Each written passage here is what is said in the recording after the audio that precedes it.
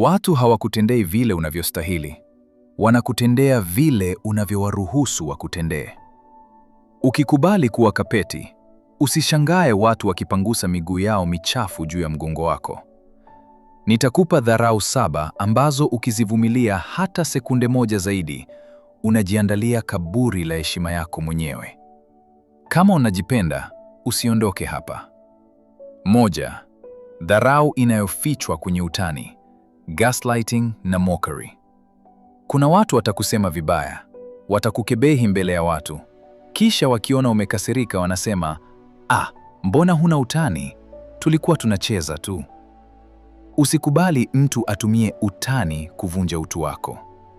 Rafiki yako anakusema vibaya mbele ya kundi la watu kuhusu muonekano wako, kisha anacheka na kusema, ni utani tu. Ukikaa kimya, unampa ruhusa ya kuendelea kukuvua nguo hadharani. Mjibu kwa utulivu, utani wako hauchekeshi na siupendi. 2. Kupuuza mipaka yako, disrespecting boundaries.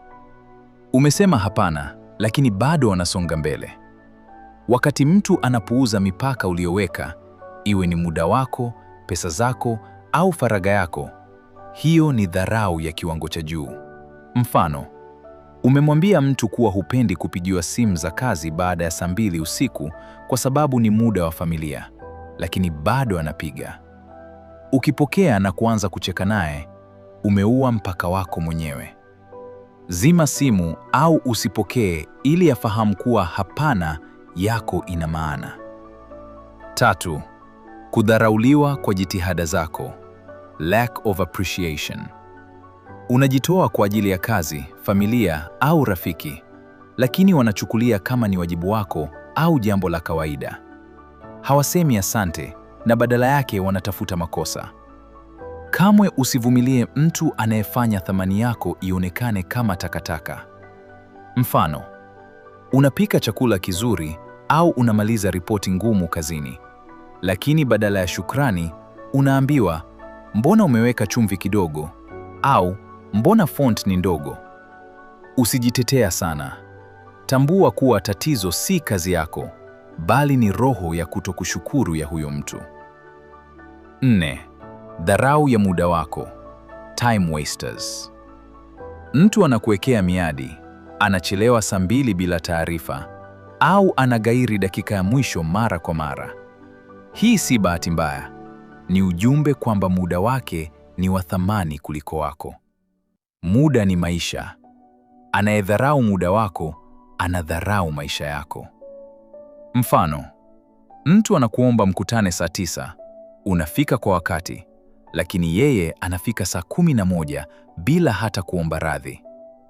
Muda wako ndio uhai wako uliopungua duniani. Mwambie wazi kuwa huwezi kusubiri zaidi ya dakika 15 bila taarifa maalum. 5. Kusemwa vibaya nyuma ya mgongo, betrayal. Huwezi kumvumilia mtu anayekula nawe mezani, kisha anaenda kunawa mikono na kuanza kukuchafua kwa wengine. Mfano, unagundua kuwa mtu unayemwamini anasambaza siri zako au kukuchafua kwa mabosi wako ili yeye aonekane mwema. Hapa hakuna maelezo. Huyo si rafiki, bali ni adui anayekula mezani pako. Ondoa kiti chake kwenye maisha yako mara moja. 6. Dharau ya maneno ya kashfa, emotional abuse. Matusi, kupigiwa kelele au kutumia lugha ya kashfa wakati wa tofauti za maoni. Huwezi kujenga heshima pale ambapo lugha chafu imetawala.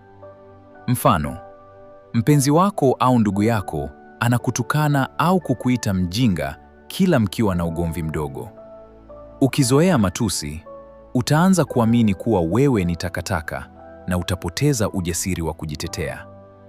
Kataa mazungumzo yoyote yanayohusisha kashfa dhidi ya utu wako. 7. Dharau ya silent treatment, kupuuzwa makusudi. Hii ndiyo dharau hatari zaidi. Pale mtu anapokunyamazia kwa makusudi ili kukuumiza au kukufanya ujihisi huna thamani. Hii ni njia ya kudhibiti hisia zako, emotional manipulation. Unastahili kusikilizwa na kueleweka, si kupuuzwa kama vile haupo. Mfano, mtu anakaa wiki nzima bila kusema nawe wala kupokea simu zako ili tu kukuadhibu kwa kosa ambalo hata hujui. Hii ni dharau ya kisaikolojia inayolenga kukufanya uombe msamaha hata kwa vitu usivyofanya. Usimbembeleze, endelea na maisha yako mpaka ajifunze kuwasiliana kama mtu mzima. Kumbuka, unamfundisha kila mtu jinsi ya kukuchukulia kwa namna unavyojichukulia wewe mwenyewe. Ukivunilia dharau, unatoa leseni kwa wengine kuendelea kukuumiza. Kujipenda huanza na kuweka mipaka migumu. Usisahau kusubscribe kwenye channel hii ili usipitwe na madini kama haya kila siku. Kwaheri kwa sasa.